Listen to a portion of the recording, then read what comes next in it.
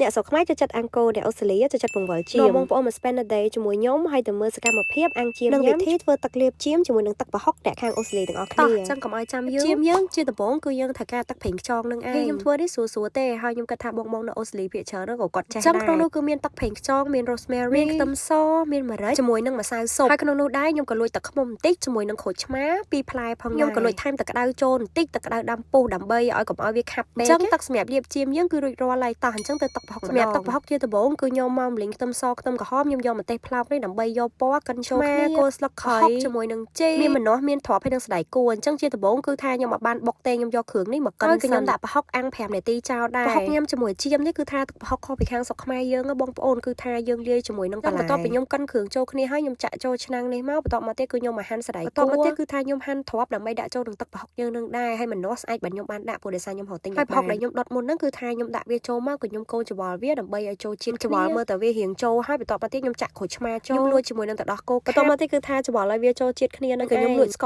រដែរបងប្អូននៅក្នុងហ្នឹងព្រោះដោយសារតែប្រហុកយើងវាអត់សូវប្រៃខ្លាំងទេប្រហុកច្បល់វាហើយក៏ខ្ញុំដាក់គល់លឹកខៃចូលហើយអរគុណដល់បងដែលគាត់បានជួយហាន់គល់លឹកខៃជាមួយនឹងក្រូចឆ្មាប្រហុកយើងមានតែប៉ុណ្្នឹងទេបងប្អូនអញ្ចឹងខ្ញុំច្បល់វាហើយដាក់ចូលក្នុងទូទឹកកកឥឡូវនាំបងប្អូនទៅ get ready ជាមួយខ្ញុំវិញពីស្អុយខ្លួនប្រហុកហើយមករៀបចំខ្លួនម្ដងមួយតឹងមួយអីហើយរៀបចំកូនអីហើយអស់ហើយបើខ្ញុំកន្លែងថតសកម្មភាពកូនទៀតអូយមិនដឹងស្មានណាបានចប់ទេវីដេអូហ្នឹងហើយខ្ញុំក៏មិនដឹងស្មានណាបានចេញពីផ្ទះដែរខ្ញុំគឺស្រួលដូចទៅរដងហ្នឹងឯងបងប្អូនហើយវាថាកូនពៅខ្ញុំវិញបាននៅគឺអត់ទៅណាឆ្ងាយពីម្ដាយទេនៅរៀបរាប់នៅតែ3នាក់ម៉ែកូនទៀតហើយព្រោះដោយសារប៉ាប៉ាទៅធ្វើបងប្អូនដឹងហើយថ្ងៃ weekend នេះខ្ញុំគ្មានទៅណាឆ្ងាយពី playground ប៉ុន្តែថ្ងៃនេះគឺថាចង់ដូរចិត្តចង់នាំកូនទៅមើលយន្តហោះហើយពីរនាក់ហ្នឹងគឺទាផឹកម៉ាឆាពី3ថ្ងៃហើយម៉ែហ្នឹងក៏ចង់ផឹកដែរអញ្ចឹង first thing we go to grab matcha outfit ងាយស្រួលខាង Atlas ថ្ងៃនេះខែថ្មីគឺមេឃបើកថ្ងៃល្អខ្លាំងមែនតើមកបងប្អូនប៉ុន្តែរៀងតិចចឹងឥឡូវយើងមកដល់កន្លែងម៉ាឆាហើយគឺខ្ញុំយក cookie មួយឲ្យកូនខ្ញុំហើយសម្រាប់ខ្ញុំវិញថ្ងៃនេះគឺ order តែ2ទេញ៉ាំ3នាក់ម៉ែកូនមកទៀតគឺនៅចិត្តកន្លែងម៉ាឆាហ្នឹងគឺមានសារមួយដូច DFO យើងនៅខាងម៉ែបិនអញ្ចឹងបងប្អូនប៉ុន្តែនៅជាប់ហ្នឹងគឺមានព្រានហ្នឹងគឺនៅដូច Morabin អញ្ចឹងបងប្អូនគឺនៅព្រានយន្តហោះហ្នឹងសម្រាប់អ្នកដែលគាត់មករៀនបើកបរយន្តហោះហើយនៅក្នុងផ្សារនេះគឺគេធ្វើចន្លោះមួយឲ្យយើងអង្គុយញ៉ាំអីហើយយើងអាចអង្គុយមើលយន្តហោះហ្នឹងបានខ្ញុំប្រាប់ចូលដិនគឺចង់មកខ្លាំងមែនតើនិយាយទ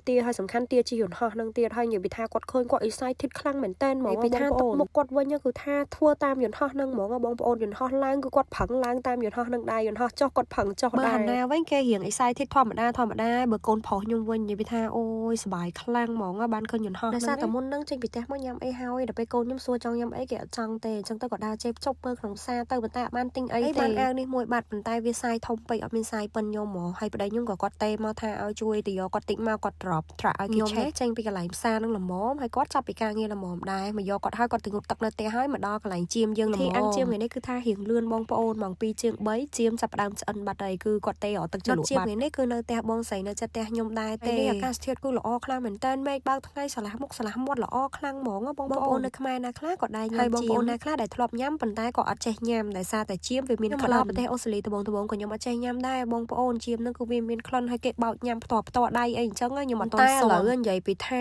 អូយណាហើយចូលចិត្តជាងគេជាងឯងខានញ៉ាំយូរអីគឺនឹកឃើញឃ្លានតែម្ដងយើងធ្វើទឹកលាបជៀមនឹងបើយើងចេះធ្វើគឺលាបទៅវាអត់សូវធំក្លិនខ្លាំងទេបងប្អូនអា rosemary ហ្នឹងវាកាត់ជាតិក្លិនជៀមនេះហ្នឹងគឺថាអត់មានកម្មវិធីអីទេគឺថានឹកឃើញចូលលុយគ្នាធ្វើញ៉ាំជុំគ្នានេះបងប្អូនគឺជាទឹកប្រហុកខ្ញុំដែលខ្ញុំបានធ្វើបងប្អូនមើលតំណងអត់មានជីមានអីចឹងទៅហើយបើទឹកលាបជៀមវិញគឺថាយើងលាបវានៅលើជៀមហ្នឹងយើងអាំងវាបដានៅខាងអូស្ត្រាលីនេះគឺគេនិយមដុតជៀមបងប្អូនឲ្យតែមានកម្មវិធីគូកណ្ដាលឡើងផ្ទះអីនិយាយទៅកម្មវិធីនៅផ្ទះគឺរឿងទី1ហ្មងដឹងតែគេបវលជៀមសម្រាប់ជៀមបវលហ្នឹងគេគិតដូចជាឥឡូវនេះយើងឡើងថ្លៃបងប្អូន1គីឡូអាច15ទៅ16អូស្ត្រាលីហើយមួយហ្នឹង7 8 10គីឡូ20គីឡូតាមទូចតាមធំយើងចំណាយប្រហែលជា700អូស្ត្រាលីដើម្បីបានជៀមនឹងមួយហើយយើងអត់ទាន់គិតជាក្រាមទេប៉ុន្តែដោយសារតែបងម្ចាស់ផ្ទះគាត់មានជាក្រាមស្រាប់ចឹងទៅយើងអត់អស់លុយថ្លៃជួលជាក្រាមទៀតទេឥឡូវចូលចិត្តខ្លាំងមែនតើបងប្អូនសម្បីតែកូនខ្ញុំអីក៏គេចូលចិត្តដែរហើយអូយអាំងជៀមចឹងទៅជាមួយមេឃក្តៅដាក់វីយ៉ាចឹងមកអូយជាឥឡូវនេះមក voice over ឲ្យបងប្អូននៅក្នុងឡាននេះណាហើយចេញទៅញ៉ាំតនេះដល់ពេលឥឡូវដល់ម៉ោងបេះញ៉ាំភ្លាមចេះដាក់មាត់ហ្មងបងប្អូនអើយឆ្ងាញ់ខ្លាំងមែនតើសកម្មភាពថ្ងៃសៅរ៍នេះមានតែប៉ុណ្្នឹងទេជួបបងប្អូនទាំងអស់គ្នាខ្ញុំដល់ម៉ោងទៅផឹកតហើយណាជួបគ្នានៅវីដេអូក្រោយ Bye thank you